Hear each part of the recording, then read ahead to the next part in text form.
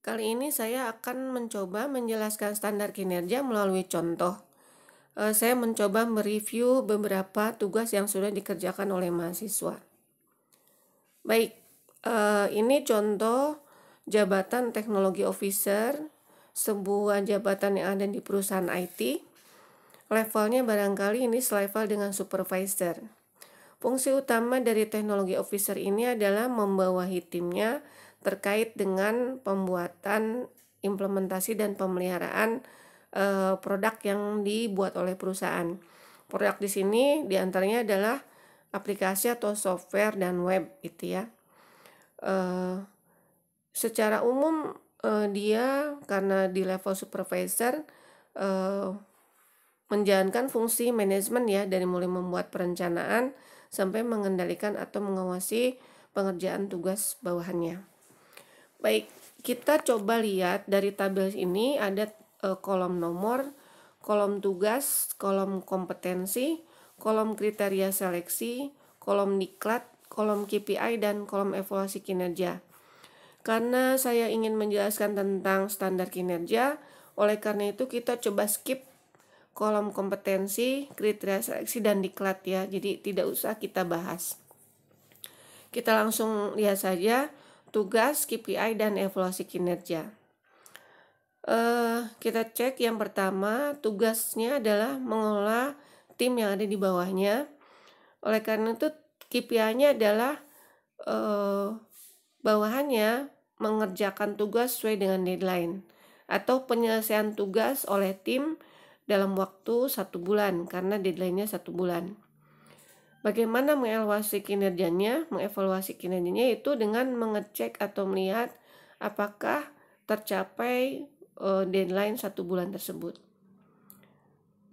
Berarti cek hasil pengerjaan ya, kalau bentuk aplikasi atau web.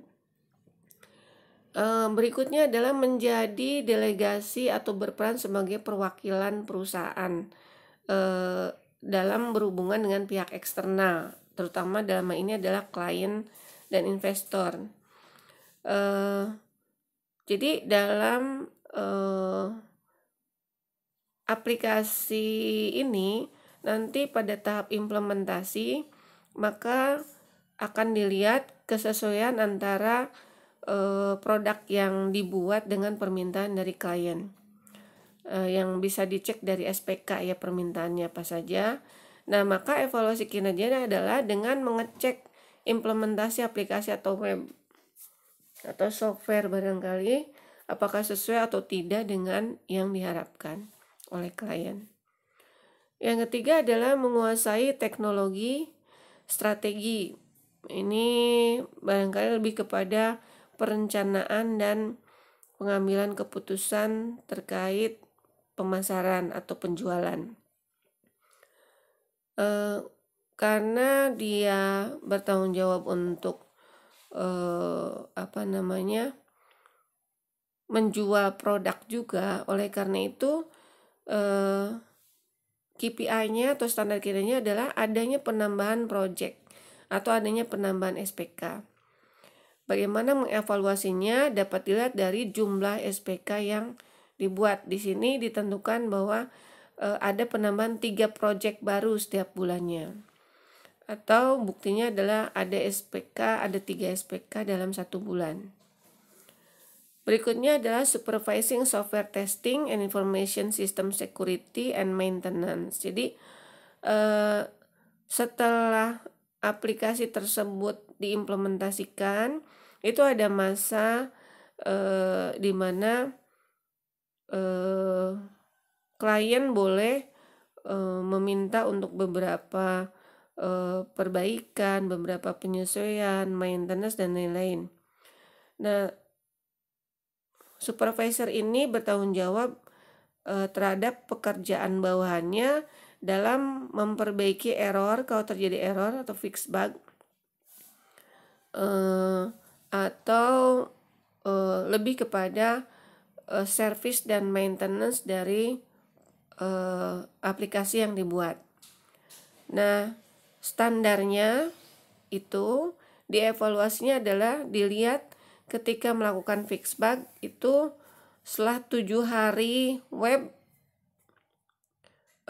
di launching itu tidak ada error lagi. Kalau aplikasi itu sudah berjalan atau diimplementasikan dan ada komplain, maka komplain harus sudah selesai atau diperbaiki dalam waktu 2 jam. Itu barangkali beberapa contoh bagaimana mengevaluasi standar kinerja. Berikutnya, nah ini agak berbeda sekali dengan yang tadi ya. Ini jabatannya guru bimbingan dan konseling atau guru BK mungkin ya. Secara umum barangkali kita semua sudah tahu fungsi BK itu adalah memastikan siswa bisa menyelesaikan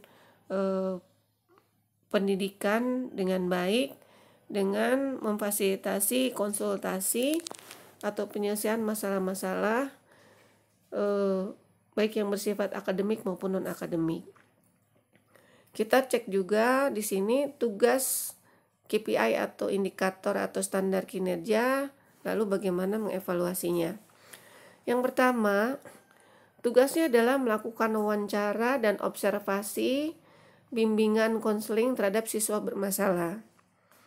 Nah, jadi standarnya adalah ya anak sekali datang atau sedikit frekuensi melakukan rekonseling. Evaluasi kinerjanya adalah 75% siswa yang bermasalah tidak kembali ke BK atau diasumsikan 75% masalah terselesaikan. Yang kedua, melakukan bimbingan karir terhadap siswa kelas 12.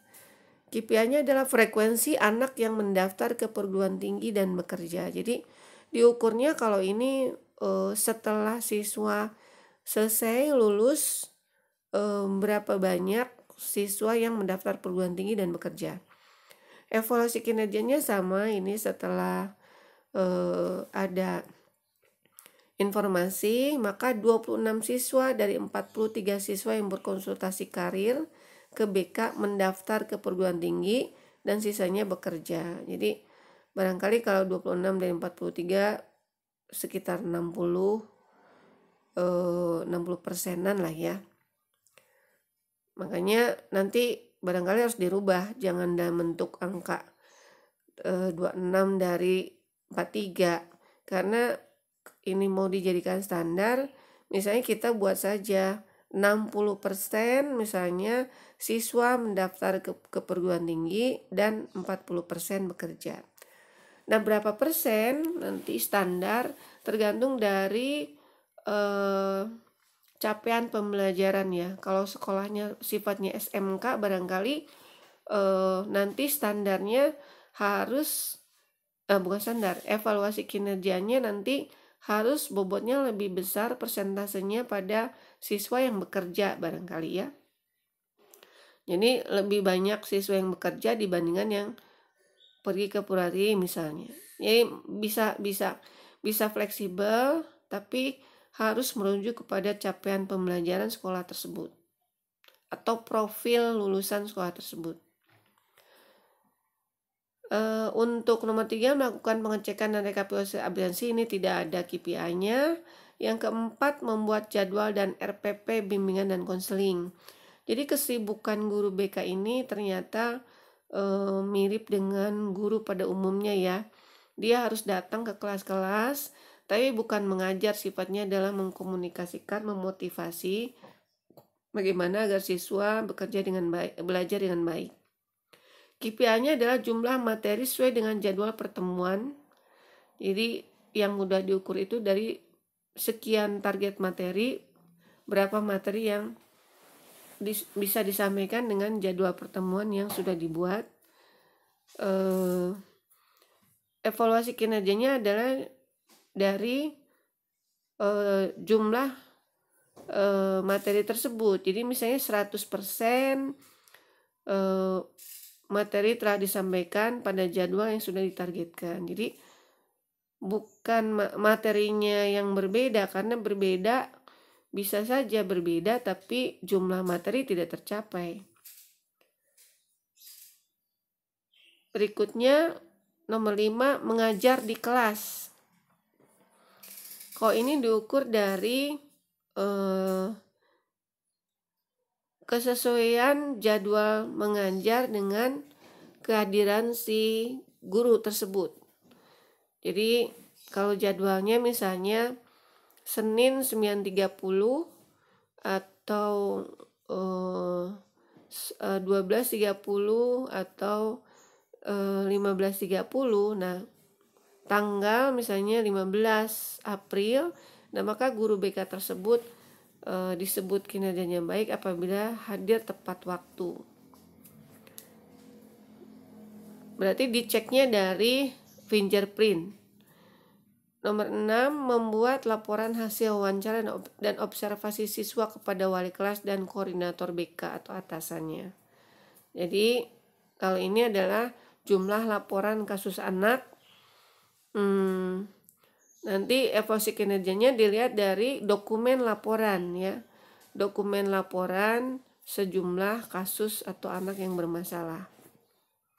Yang ketujuh, melakukan evaluasi laporan bimbingan dan konseling dengan koordinator. Ini tidak ada evaluasinya. Yang kedelapan, menindaklanjuti hasil evaluasi bimbingan dan konseling. Ini juga tidak ada evaluasinya. Jadi kalau dilihat secara umum dari poin 1 sampai terakhir,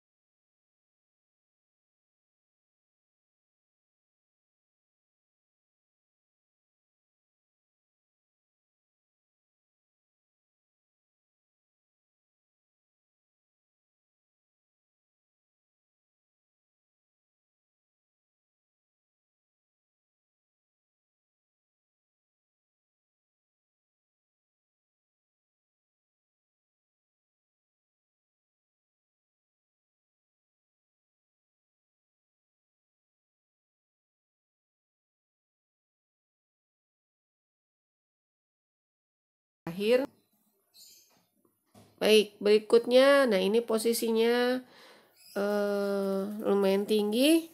Pemimpin outlet pada, kalau tidak salah ini pada sebuah bank.